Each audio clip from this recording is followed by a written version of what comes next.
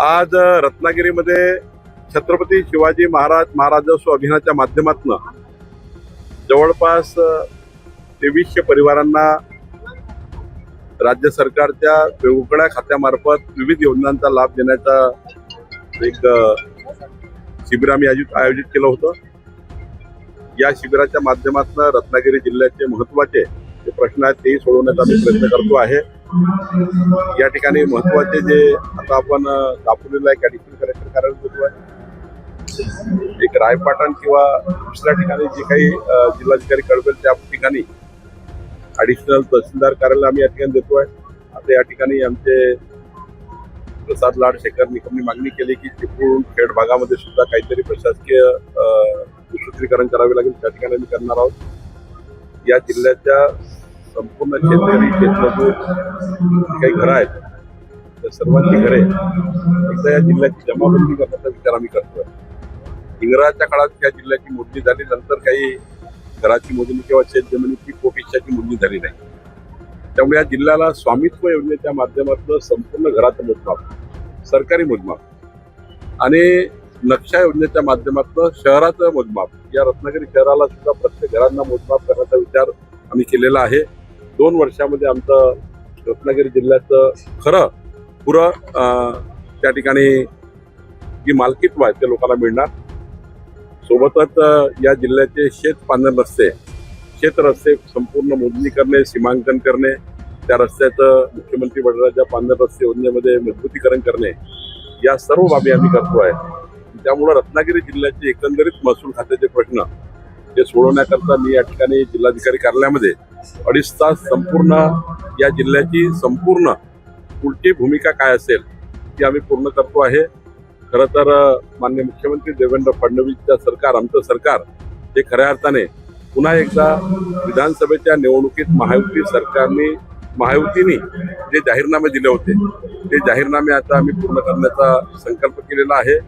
आता आमच्या सरकारने शेतकऱ्याचं कर्जमाफ असेल, शेतकरी महिलांना दर्जा देण्याचा विषय असेल, शेतकऱ्यांना वीज पंपाचं वीज बिल माफ असेल, या सर्व गोष्टी केलेल्या आहेत आणि रत्नागिरी जिल्ह्याची अपेक्षा आम्ही पूर्ण करणार आहोत। राहिला प्रश्न राजकीय, 100% मी एवढं सांगेन की या जिल्ह्यामध्ये, या महाराष्ट्रामध्ये आमचं महायुती ही प्रचंड मजबूतीने महाराष्ट्राच्या विकासाकरता काम करताय, विकसित महाराष्ट्राकरता काम करताय। त्यामुळे किती कुणी राजकारण केलं तर त्यांचं राजकारण त्यांना नकलाभ आहे। आम्ही मात्र आमचा जाहीरनामा, संकल्पनामा जनतेला दिलेलं वचन पूर्ण करता काम करतोय।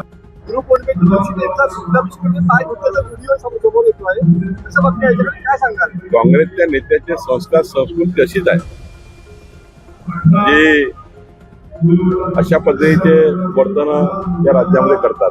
त्यामुळे तो बोध घेतला पाहिजे त्यांनी की काय करतोय, कशा करता करतोय, याच्याने तुम्हाला खऱ्या अर्थाने समाजाची टीकाच मिळणार आहे, काय मिळणार आहे असे प्रयत्न करू नये।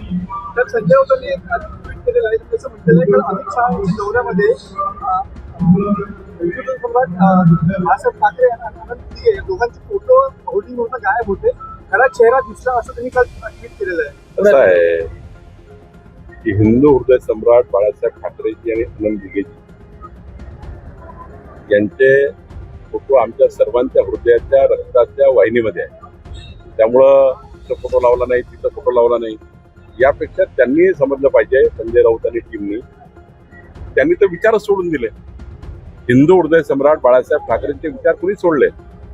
काँग्रेसच्या दावणीला शिवसेना कोणी मांडली? काही काँग्रेसचे विचार हिंदू हृदय सम्राट बाळासाहेब ठाकरेजींना मान्य होते?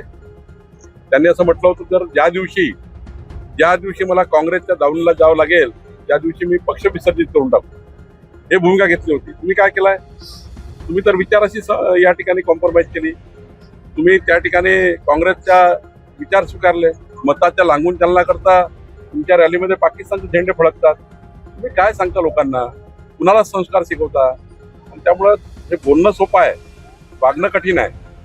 हिंदू हृदय सम्राट बाळासाहेब ठाकरे यांचे विचार ज्या दिवशी उद्धव ठाकरेजी किंवा टीम अंगीकारेल त्या दिवशी खरी शिवसेना तयार होईल।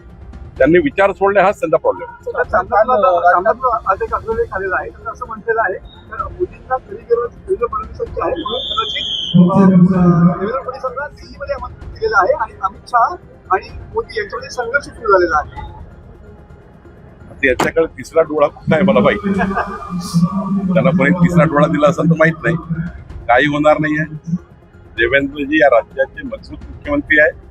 विकसित महाराष्ट्राचा संकल्प देवेंद्रही पूर्ण करू शकतात. त्यामुळं अशा वावड्यांना अशा बोलण्याला काही अर्थ नाही. त्यांची जी भेट झाली म्हणजे शिरसाटांची भेट घेतली त्याच्यावरती आता प्रवीण दरेकरांनी नाराजी व्यक्त केली. ते म्हणाले की विद्वेष निर्माण करण्याचा प्रयत्न. खरं तर एकनाथ शिंदेजींनी अशा लोकांवर कडक कारवाई केली पाहिजे.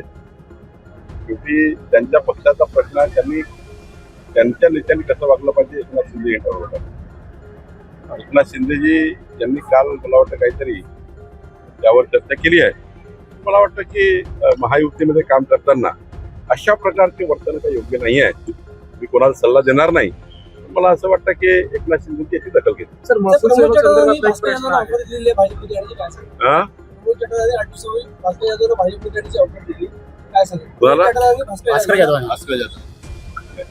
कुठल्या संदर्भाने बोलले मला माहिती. सर महसूल सेवा संदर्भातला एक विषय आहे. महसूल सेवा संदर्भातला तुम्ही सांगितलं होतं की महसूल सेवक आहेत त्यांना ते आरक्षण देऊ भरतीमध्ये, पण एमपीएससी जाहिराती झाल्या त्यामध्ये तसा कुठे उल्लेख नाही. या एमपीएससी मध्ये येणार नाही कारण त्यांचा आर आहे. त्या आर मध्ये बदलावं लागतं. तलाठ्याचा जो आर आहे त्यामध्ये 20% जागा आधी राखीव कराव्या लागतील. पुढच्या 3 महिन्यात आम्ही त्यांचा आर बदलतोय आणि आर मध्ये याच्या अंतर्गत करून मग एमपीएससी ला काढणार आहे. पण मी जे वचन दिलं आहे कोतवालांना महसूल सेवकांना 20% तलाठ्यामध्ये आरक्षण राहील तो आम्ही पूर्ण करणार. त्यामध्ये असं म्हटलंय की 1400 कोटी रुपये राम मंदिरातून चोरले जातात त्यावरती भाजप काही बोलत नाहीये आणि सिद्धिविनायक जे मंदिर आहे तिथून देखील साधारणपणे 18 कोटीची जी वर्षाचा ऑफर आहे त्या संदर्भात पत्र विश्वासाने एकनाथ शिंदेने लिहिलंय आणि हा आकडा मागच्या किती वर्षामध्ये अनेक कोटींमध्ये जाईल. त्यावर तुमची कमेंट काय असेल? त्यांनी एकच सांगेल की योग्य उघड कोणी आणलाय. आम्हीच उघड आणलेला आहे. या ठिकाणी मोठ्या प्रमाणावर कारवाई आम्हीच करतोय. नुसतं तोंडाने बोलून काय होणार नाही. आम्ही आपलं सरकार त्या ठिकाणी उत्तर प्रदेशमध्ये काम करतात, इथे महाराष्ट्रात आमचं सरकार काम करतात. त्यांनी विधायक सूचना दिल्या पाहिजे का दिल्या पाहिजे. राजसाहेबांचा आमचे धन्यवाद व्यक्त करतो. त्यांनी सांगितलं सिद्धिविनायक हे झालं ते झालं.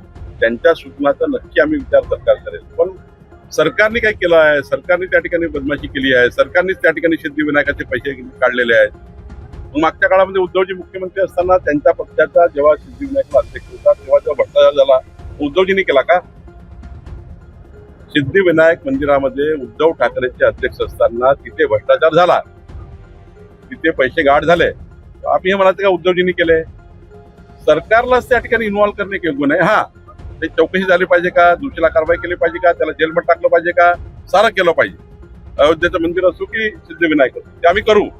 पण सरकारलाच त्या ठिकाणी प्रत्येक गोष्ट सरकार तुझ्या तलाठ्याने काही कमी जास्त केलं तर मंत्री राजीनामा द्या. तुझ्या कोणी सिस्टीम मधले कोणी काही गडबड केलं का मंत्री राजीनामा द्या. सिस्टीम मध्ये गडबड झाली तर ती सुधारण्याची जबाबदारी आमची आहे. तलाठ्याने चूक केली तर त्याची माझी जबाबदारी आहे. पण मंत्र्यांनीच राजीनामा दिला पाहिजे. सरकारच दोषी आहे सिद्धिविनायक करतात. उद्धवजी दोषी असतील तेव्हा मुख्यमंत्री असताना. असं करू नका. या महाराष्ट्राच्या संस्कार संस्कृती सर्वांनी जपली पाहिजे. ती आमची जबाबदारी त्यांची आहे आणि या महाराष्ट्राला योग्य वळण दिलं पाहिजे. महाराष्ट्राच्या युवकांना असंतोषाकडे नेऊ नका. त्यांना या ठिकाणी विकसित महाराष्ट्राकडे न्या एवढीच विनंती माझी राहणार.